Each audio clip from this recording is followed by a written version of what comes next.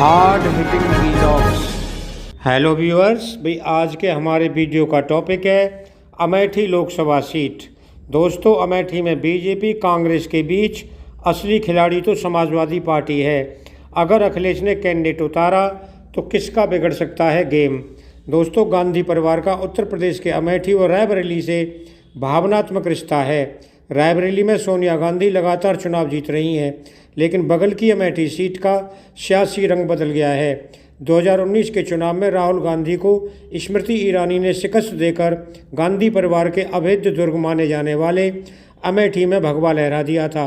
अब 2 दशक तक कांग्रेस को वॉक ओवर देने वाली समाजवादी पार्टी ने 2024 के चुनाव में अमेठी में 2-2 हाथ करने का मन बना लिया है। ऐसे में सवाल उठता है कि समाजवादी पार्टी के कैंडिडेट उतारने से कांग्रेस और बीजेपी में से किसकी मुश्किलें बढ़ेंगी।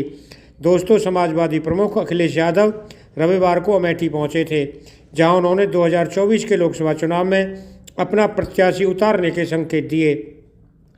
अखिलेश ने कहा कि अमेठी में गरीब महिलाओं की दुर्दशा देखकर मन बहुत दुखी हुआ। यहाँ की संसदीय सीट से हमेशा से वीआईपी चुनाव जीते और हारे हैं। यहाँ का ऐसा हाल तो बाकी प्रदेश का क्या कहना। 2024 के लोकसभा चुनाव में अमेठी की जनता बड़े लोगों को नहीं, बड़े दिल वाले लोगों को चुनेगी। समाजवादी पार्टी की गरीबी को मिटाने का संकल्प उठाती है।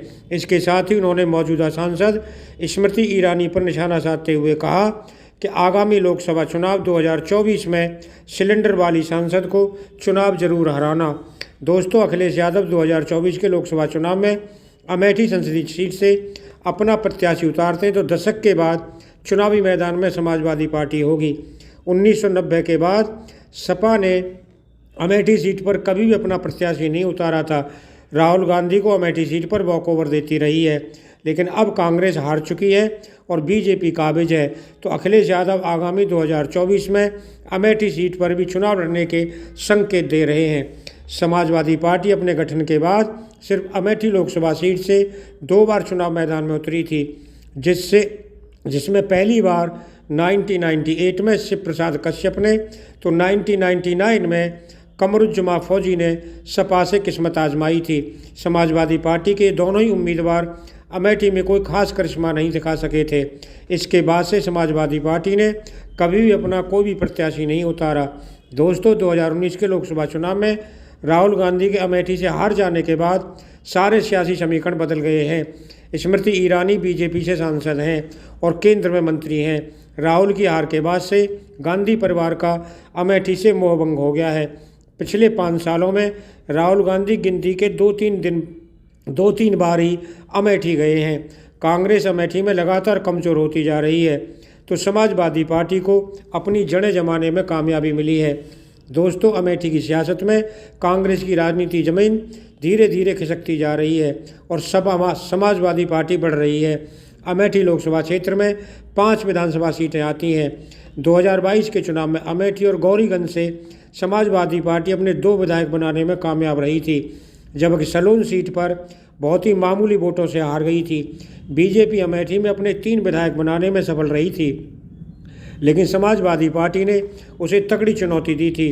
अमेठी लोकसभा की 5 विधानसभा सीटों पर मिले वोट को देखें तो समाजवादी पार्टी को 3,52,000 वोट मिले थे, जबकि बीजेपी को 4,18,000 वोट मिले थे। इस तरह बीजेपी 66,000 वोट ही सपा से ज़्यादा पा सकी थी। कांग्रेस सिर्फ जगदीशपुर सीट पर ही नंबर 2 पर थी।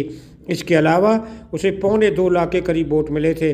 बढ़ते सियासी ग्राफ को देखते हुए अखिलेश यादव अमेठी सीट पर अपना प्रत्याशी उतारने की तैयारी में हैं।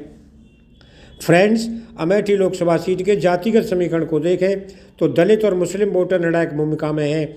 अमेठी में करीब 17 लाख मतदाता हैं, जिनमें 34% ओबीसी, 20% मुसलमान, 26% दलित और 8% ब्राह्मण और 12% में ठाकुर और अन्य वोटर्स हैं। दलित मतदाताओं में सबसे बड़ी आबादी पासी समुदाय की है, जो करीब 4 लाख के करीब, तो मुस्लिम भी 3.5 लाख हैं। ओबीसी में यादव मतदाता 2.5 लाख के करीब हैं, तो 1.5 लाख मौर्य समुदाय और 1 लाख कुर्मी वोटर हैं। दोस्तों, बीजेपी के साथ सवर्ण वोटर पूरी तरह से एकजुट है। ओबीसी, दलित, मुस्लिम वोटों पर अखिलेश यादव की नज़र है। आज़ादी के बाद के विकास का हवाला देकर स्मृति ईरानी पिछले चुनाव राहुल गांधी को मात देने में सफल रही थीं, लेकिन इस बार उनके 5 साल के कामकाज को भी कसौटी पर रखा जाएगा। राहुल गांधी अमेठी से अगला चुनाव लड़ेंगे कि नहीं, यह भी तस्वीर अभी साफ नहीं है, और कांग्रेस से कोई दूसरा कैंडिडेट उतरेगा तो फिर वह कौन होगा। गांधी परिवार से बाहर कोई प्रत्याशी उतरता है तो कांग्रेस के लिए वापसी करना मुश्किल होगा। ऐसे में समाजवादी पार्टी अपने जाति समीकरण के बहाने अमेठी में जीत का परचम फहराना चाहती है। ऐसे में बीजेपी और कांग्रेस दोनों के लिए अखिलेश यादव मुश्किलें खड़ी करेंगे। दोस्तों, अगर आपको वीडियो पसंद आया हो तो चैनल को सब्सक्राइब करें, वीडियो को लाइक करें, ज़्यादा से ज़्यादा शेयर करें। आप लोगों का बहुत बहुत धन्यवाद। Thank you very much.